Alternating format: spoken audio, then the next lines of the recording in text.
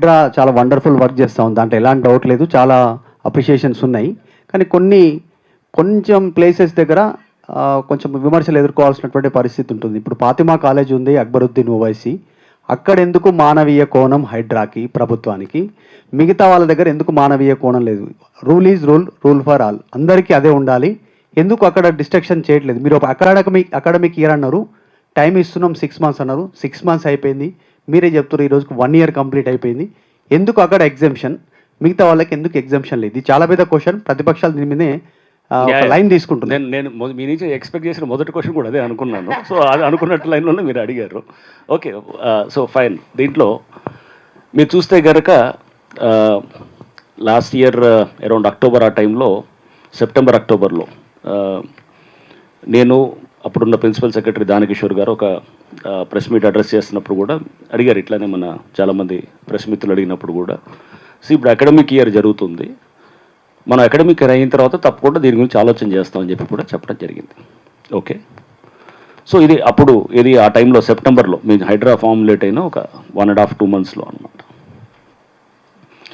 మన తర్వాత డేటా అంతా తీసుకోవటం ఇదంతా చేస్తున్నప్పుడు కూడా ఏం జరుగుతుంది ఏంటనేది అంతా కూడా తీసుకున్నాం. అప్పుడు కూడా ఇది మనకేంటంటే ఈ డేటాది మీరు ఒకసారి మీకు ఇదే చెప్తున్నాను. ఫాతిమా కాలేజ్ కట్టింది 2015-2016 ఆ టైంలో కట్టారు అది కాలేజ్. చారిటీ ఇది అనేది that is a secondary issue. Charity అనేది అది పెద్ద ఇంపార్టెంట్ కాదు. అది చారిటీ ఈజ్ ఓకే ఫైన్, అది కూడా ఒక ఫ్యాక్టరే కానీ, but that is not a major issue for us. 2015-16లో కాలేజ్ కట్టారు. 2016 ఎండింగ్లో December 16 ప్రిలిమినరీ నోటిఫికేషన్, అంటే కాలేజ్ కట్టిన తర్వాత అదేదైతే సెల్కమ్ చెరువు అన్న తర్వాత అక్కడ ప్రిలిమినరీ నోటిఫికేషన్, ఆ తర్వాత ఒక ఆల్మోస్ట్ 1 year తర్వాత అయిందనమాట. దాని చెరువు హద్దులు డిసైడ్ చేస్తూ అప్పుడు ప్రిలిమినరీ నోటిఫికేషన్ అయింది.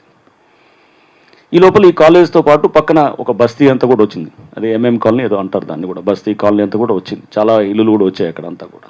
సో అంటే ఇదంతా కూడా దీంతో పాటు అక్కడ ఏది ఆ ప్రిలిమినరీ నోటిఫికేషన్ ఏదైతే చూపిస్తుందో దాంట్లో ఇది ఉందన్నమాట.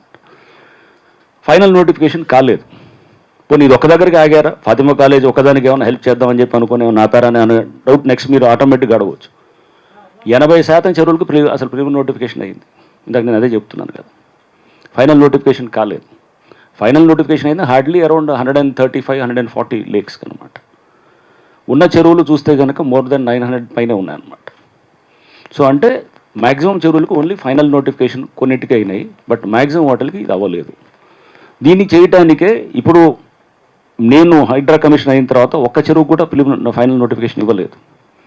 ఎందుకంటే ముందు నాకు ప్రిన్సిపల్స్ గురించి పూర్తి పట్టు ఉండాలి, అవగాహన ఎలా చేస్తున్నారు ఒక చెరువు అనేది అవగాహన ఉండాలి. అంతేగాని జస్ట్ రెవెన్యూ వాళ్ళు పంపించారు, ఇరిగేషన్ వాళ్ళు పంపించారంటే గుడ్డుగా సైన్ చేసేది ఏమి ఉండదు. అలా చేస్తే కనుక దానివల్లే ఇంతకుముందు అన్నీ కూడా చాలా ఇది ఆరోపణలు అవన్నీ కూడా వచ్చాయి. ప్రభుత్వంతో డిస్కస్ చేసినప్పుడు స్పష్టంగా ఇదే, అది వచ్చిన దాన్ని నువ్వు ఎలా అప్లై చేసావు రేపు అడుగుతాను అనమాట. నువ్వు ఈ ఏరియాను వదిలేసావు, ఈ ఏరియాను పెట్టావు, ఎందుకు వదిలేవని అడుగుతాను అనమాట. న్యాచురల్గా అడుగుతాం ఎవరినైనా, రేపు ఇరిగేషన్ అయినా కానీ రెవెన్యూ అయినా కానీ, నీకు ఇక్కడ ఎందుకు ఉన్నది, ఎందుకు ఈ ఏరియాని ఇంక్లూడ్ చేయలేదు. సో ఇది అనేది, సో ఇది పెట్టాలంటే నాకు రేపు ఉండాలి, కౌంటర్ చేయాలంటే ఒక డేటా చాలా ఇంపార్టెంట్. ఆ డేటా అనేది రేపు కలెక్ట్ చేస్తున్నది. ఇప్పుడు అదే చెప్తున్నాను, ఆ డేటాలో చాలా రేపు తీసుకునేటప్పుడు రేపు కోర్టులకి ముందు పెట్టాల్సి వస్తుంది రేపు. ఎందుకంటే ఇప్పుడు ఇంతకుముందులాగా లేదు. FTL ఇదంటే అప్పుడు గతంలో 10 ఏళ్ళ క్రితం ఉన్నటువంటి పరిస్థితి వేరు. ప్రతి వాడికి ఇప్పుడు అవగాహన ఉందన్నమాట. ఓకే, ప్రతి వాళ్ళకి దీని గురించి అనేది రేపు చాలామంది కోర్టులో ఛాలెంజ్ చేస్తారు. ఛాలెంజ్ చేసినప్పుడు దానికి కూడా మేము with scientifically validated, scientifically proven, technically validated, రేపు ఎక్కడైనా కానీ కూడా yes this is a perfect system ఇది చేశారనేది ప్రాసెస్ కూడా పోతాం. న్యాచురల్గా అబ్జెక్షన్స్ తీసుకొచ్చి దానికి చేస్తూ ఆ ప్రాసెస్ తోటే జరుగుతుందన్నమాట. ఇది FTL డిసైడ్ చేసి. సో ఇది ఈ ప్రాసెస్ అయిన వాటిల్లో ఇప్పుడు మనం చేస్తాం. ఇప్పుడు ఒక కన్వెన్షన్ ఫర్ ఇన్స్టెన్స్, కన్వెన్షన్కి there was FTL already decide అవుతూ ఎప్పుడో ఫైనల్ నోటిఫికేషన్ అయిపోయింది. That is the reason why we have demolished it.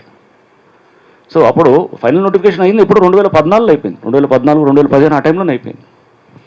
So అంటే ఫైనల్ నోటిఫికేషన్ అయిన తర్వాత చెరువు అనేదానికి ఒక డిసైడ్ అయింది.